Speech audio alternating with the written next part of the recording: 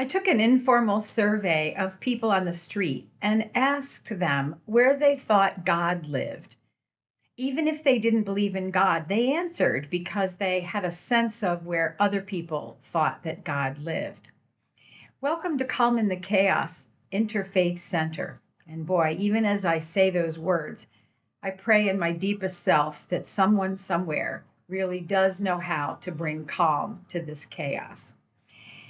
It may help us to identify and count on exactly where God dwells. Where is God's command center? Each one of us will have a unique answer, as did my survey on the street folks. When I asked Lisa, a woman in her 50s, where God lives, she told me she's not sure she's ever even believed in God. I was with her in her home, and as she took me on a tour of her yard, she named every bird who was at her many feeders and told me of all the dogs that she had rescued. She cared so much about these animals, and yet she did not see the Creator in them. As we visited, it was not the right time for me to answer or challenge her disbelief in God, but here's what I wanted to say. Oh, you do believe in God. It isn't the one who's an old male figure sitting on a throne, the guy who has a lot of power and can make your life miserable and can punish you or reward you. It's not that at all. You already know the bigger picture. You already know that this spirit of unconditional love is not a human like form. God is the energy, the goodness, and the love that swirls around you and your birds, and it's in the kisses of your dogs. Well, I didn't say those words, but I wanted to. Let's not use the word God sometimes because this image is painful for some people. They do picture an old man on a throne, and it doesn't work for them. The God who's scary, the God who thunders and roars when we don't do what he wants. Because the real creator of all this beauty is so huge and is all about a positive energy. I think maybe there are many spirits that collect together to make this one huge intelligence. But in my opinion, this woman, Lisa, who knows every bird in her yard, knows God deeply. She just doesn't call it God because that term gets in her way. Now, if you come from a Christian background, you may already know the story of God living within a bush that was, excuse me, refused to be consumed by a fire. Inasmuch as Moses was startled and confused by the event, there was a lesson inside that bush for all of us, even those among us who have no sense of a faith path whatsoever. And that lesson is that this universal strength and intelligence, you might call God, is wherever you need God to be. When Moses' curiosity made him walk across the field to see this bush that was on fire, but not actually deteriorating, he asked questions. And God's voice said, "Hold it, bud. Take off your sandals and listen to me." Now, honestly, this kind of experience is what we call a mystical moment, a time in our lives when ordinary life halts and something stops time in its tracks and changes us. Moses stopped, and God told him three important things.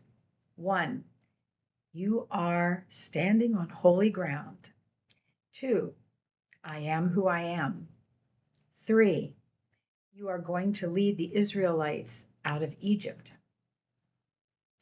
Yikes. Moses was not happy with these words. He's like, really? So he did take off his sandals and then he started to unravel these God words in his mind. Let's do the same thing. Let's unravel some of this. Number one, you are standing on holy ground. Now, I happen to believe that the entire planet is holy ground, created as a home for all sorts of beings to live. I even answer people who ask me, where is your church? By saying, wherever my feet are. Now, it's not snarky, it's the truth. Because I honor the earth, I am always on holy ground. This is my church. Two, I am who I am.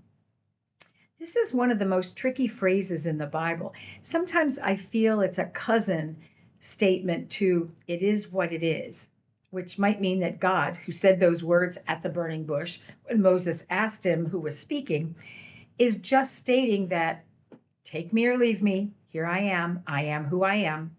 I'm not going to change because you or someone else needs me to change or asks me to. I am who I am. But there's something more hidden in that phrase that our Christian neighbors may already know. The words I am appear in a phrase that Jesus will utter many, many years after Moses heard them that day. Jesus was quoted in the book of John, chapter 14, verse 6, saying, I am the way and the truth and the life. No one comes to the Father except through me. If you believe the English words mean what they mean literally, you may understand that no one comes to the Father except by holding Jesus the Christ as your personal Savior and Lord. I challenge that by offering that the concept of God and Christ are not humanesque.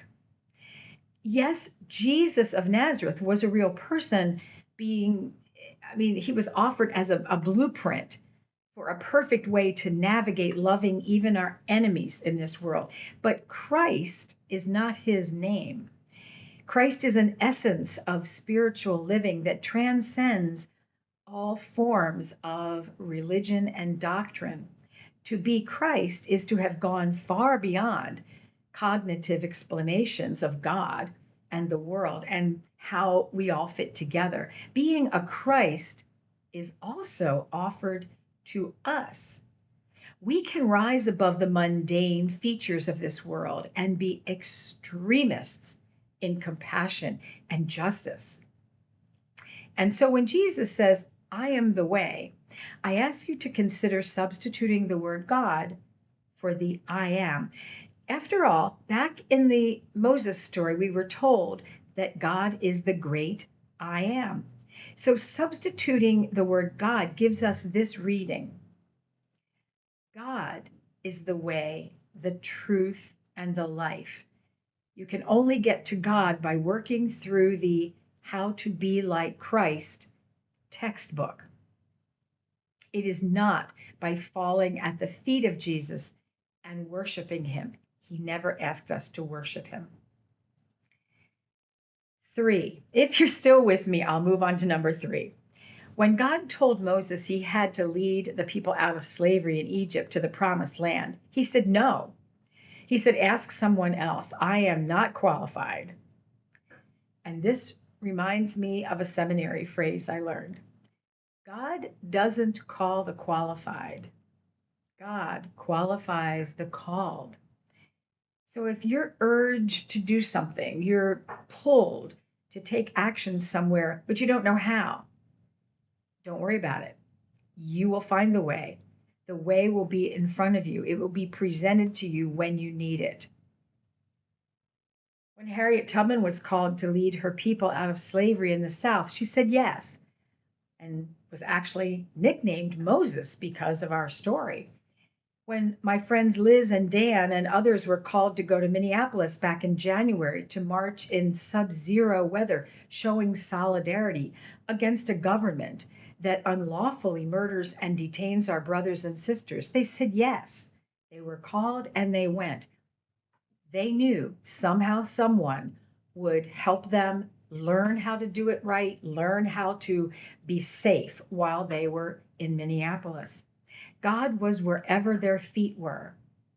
And God, however you define that term, is wherever your feet are. When we are asked to stand up, show up, speak up, what do? We remember that God is where our feet are. We are doing what Howard Thurman called the work of Christmas. We are clutching onto hope as much as we are holding tight our children. We are saying and doing what is right, for history will remember us no matter which side we take in a discussion. We are also taking care of ourselves so that we can help other people.